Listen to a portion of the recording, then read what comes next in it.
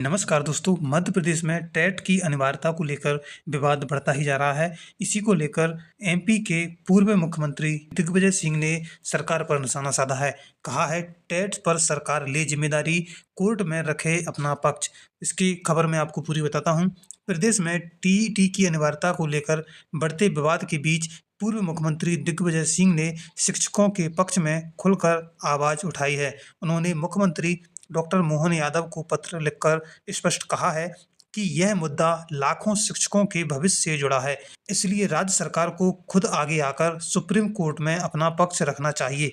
दिग्विजय सिंह ने अपने पत्र में कहा है कि टेट अनिवार्यता का मुद्दा केवल शिक्षकों पर छोड़ देना उचित नहीं है। उन्होंने जोर देते हुए कहा है कि राज्य सरकार को रिव्यू पिटीशन या क्यूरेटिव पिटीशन दायर कर शिक्षकों को राहत दिलाने की पहल करनी चाहिए।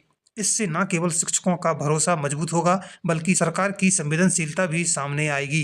पूर्व मुख्यमंत्री ने यह भी स्पष्ट किया है कि यदि शिक्षक व्यक्तिगत रूप से सुप्रीम कोर्ट में याचिका दायर करते हैं, तो उन्हें वरिष्ठ वकीलों की सेवाएं लेनी होगी, जो काफ़ी महंगी होती हैं। ऐसे में हजारों शिक्षकों पर अनावश्यक आर्थिक बोझ पड़ेगा। उन्होंने कहा है कि सरकार को इस स्थिति को समझते हुए खुद शिक्षकों की ओर से कानूनी प्रक्रिया पूरी करनी चाहिए।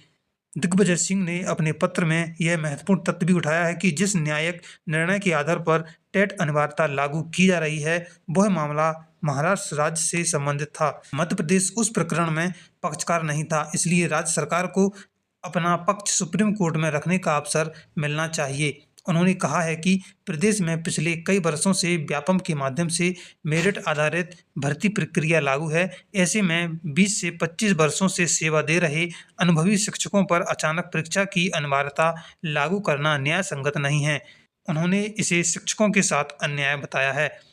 आरटीई को भविष्यलक्षी रूप में लागू करने की मांग भी कही गई है। पूर्व मुख्यमंत्री ने सुझाव दिया है कि शिक्षा का अधिकार कानून 2009 को भूतलक्षी रेट्रोस्पेक्टिव के बजाय भविष्यलक्षी प्रोस्पेक्टिव प्रभाव से लागू किया जाना चाहिए।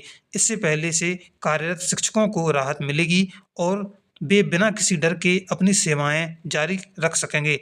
दिग्विजय सिंह ने सरकार से मांग रखी है कि जब तक सुप्रीम कोर्ट का अंतिम निर्णय नहीं आ जाता है, तब तक टेट परीक्षा की अनिवार्यता के स्थगित किया जाना चाहिए। उन्होंने कहा है कि इससे शिक्षकों के मन में बना असमंजस दूर होगा और उनकी नौकरी पर मंडरा रहा खतरा भी टलेगा। उन्होंने कहा है कि उम्रदराज शिक्षकों के लिए परीक्षा अनुचित है।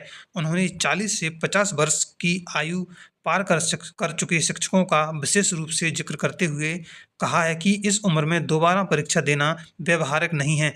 इससे न केवल मानसिक दबाव बढ़ेगा, बल्कि कई शिक्षकों के लिए यह आर्थिक संकट भी पैदा कर सकता है। दिग्विजय सिंह ने बताया है कि शिक्षकों के एक प्रतिनिधिमंडल ने उनसे मुलाकात पर अपनी समस्या और चिंताएं बताई हैं।